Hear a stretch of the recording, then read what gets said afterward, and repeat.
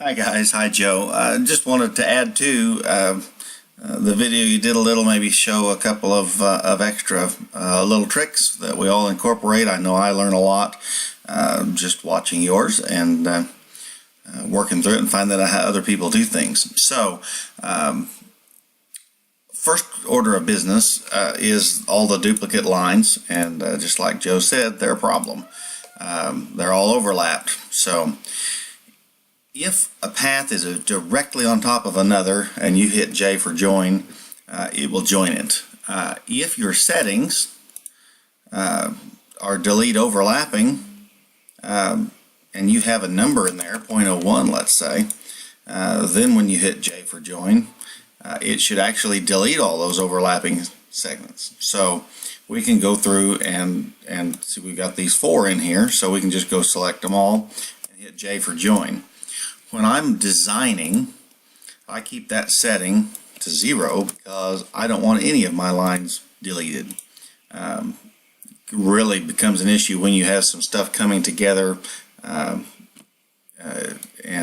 it'll leave a gap. It'll mess you up. So real quick, another way to fix it, once you have all of the closed paths exactly like you want them, and we know we just want to get rid of the open paths, then if you go up here to view and select, in this window this will show you a list of every path that you have in it, how many nodes it has and how long it is.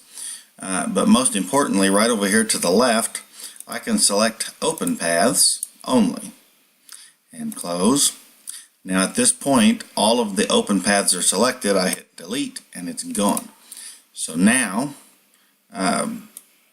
it's fixed.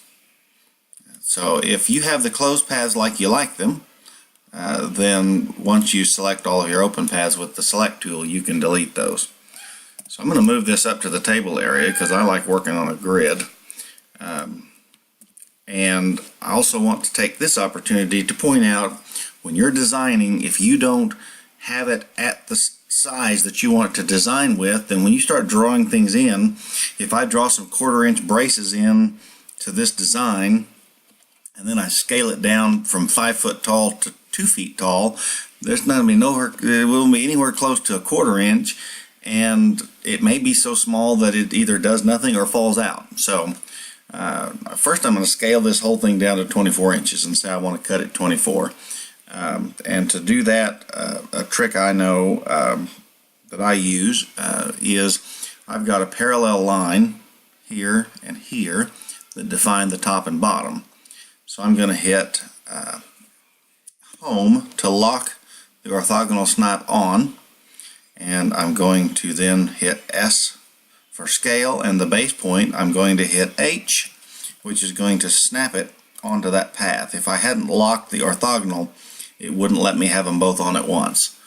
But I locked that with the home key, and so then I'm going to go to the top and push H, and again now I'm connected to that top and bottom line exactly, so I can tell it I want that 24 inches, and that will make this piece exactly 24 inches tall. So now we can work with that. Now like Joe said, with those names and with that font, everything worked perfect.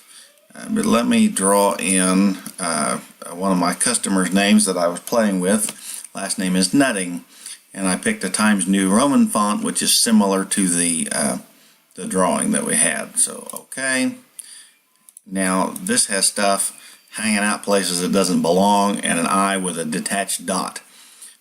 So this is kind of what I was meaning, when you have customers that don't, they're set on this font. They don't care whether it's easy for you or if it fits in the box. Now you can turn them away, or you can come up with something custom. So what I'm going to do first is move this to that corner right there. So I'm going to move M in for the node snap so I can get that right at the corner, hopefully. And I'm going to zoom in up here to this bottom corner, and I'm going to hit N for node snap, and I'm going to put that right there so that those line up correctly for me.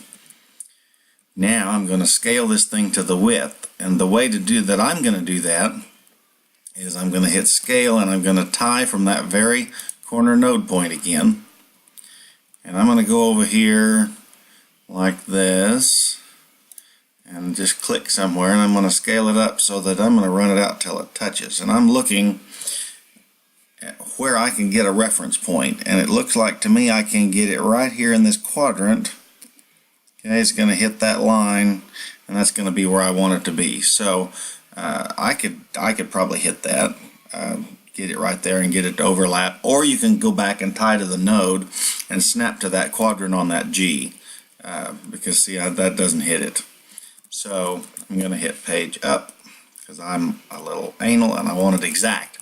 So I'm going to hit S for scale, N for node, and then I'm going to come over here and zoom in, and I'm going to Q quadrant snap right to that spot on the G. So now I can go over here and get to my spot, and I can type H for a snap onto that path, and now I'm dead on. Isn't that cute? It looks great, but it's got stuff hanging up where it doesn't belong. And if I'd used the rectangle box deal, I want to show you that real quick. Let me make that thing smaller so we can see it. So if I draw this rectangle, W, like this, like that, move that out here. So there's what I want, and if I control V and fit it to this path, and I've tried all 4 of these, this is what I get.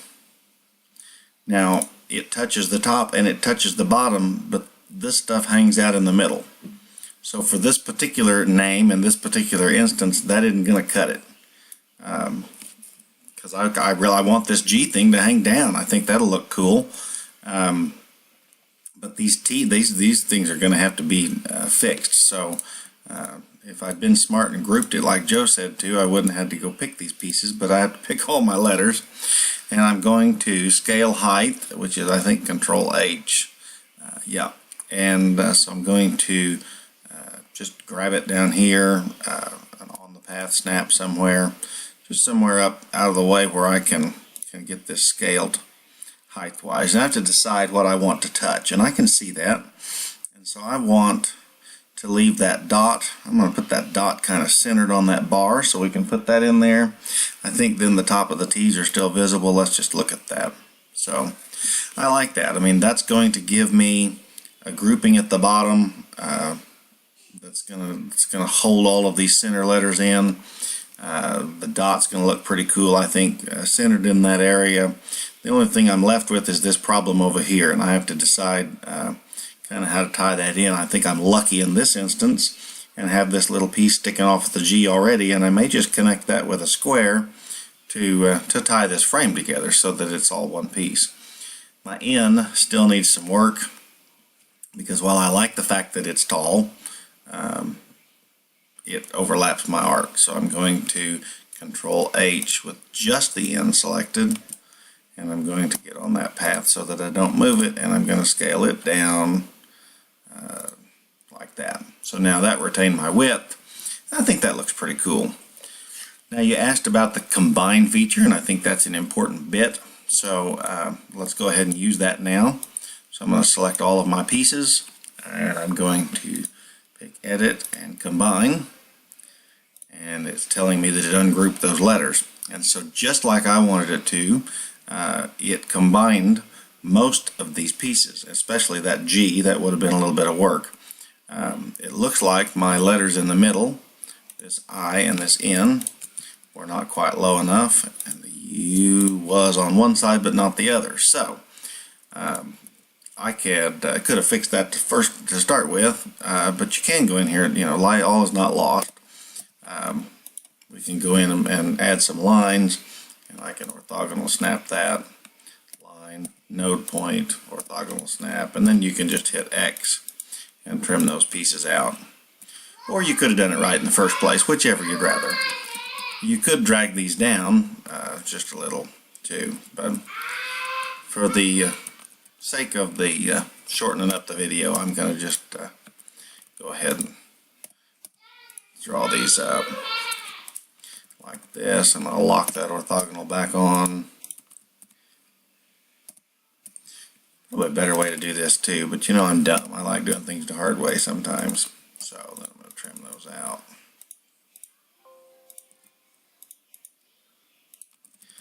And then we're going to join all that. So now we have a nice piece, and I think that'll hold together well. And I think I'm going to go over here, and I have my orthogonal snap on, so it's going to leave that going straight up. And it looks like that doesn't quite line up, so I'm going to cheat and do two things at once. I'm going to keep that on up there and move it over. Okay, now that's an inch, and I don't probably need a whole inch to hold on to it. So I'm going to offset that probably 0.375, and that will be pretty similar to this. I could have measured that, I suppose. If I wanted to be 0.39, I'm going to call that close enough. So X for trim.